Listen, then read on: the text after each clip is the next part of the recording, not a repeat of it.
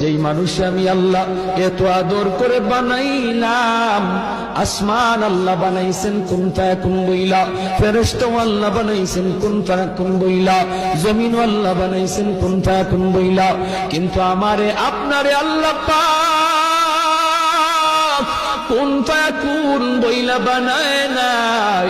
আমাকে আপনাকে যখন আল্লাহ বানাইছে, খালাকতু বিয়াদাইয়া, আল্লাহ বলে আমি আমার নিজের হাত দিয়া বান্দা বান্দিরে বানাইছি। কারণ এই চেহারার মধ্যে এত দামি কপাল, ওই কপাল দিয়া বান্দা আমার কুদরতি কদমে সেজদা দিবে। এই কপালটার এত দাম, এই কপাল কুন ফায়াকুন বললে হয় না, এই কপাল ফেরেশতাদের হাতে বানাইলেও হয় না, আমি আল্লাহ নিজের হাতে বানাইছি।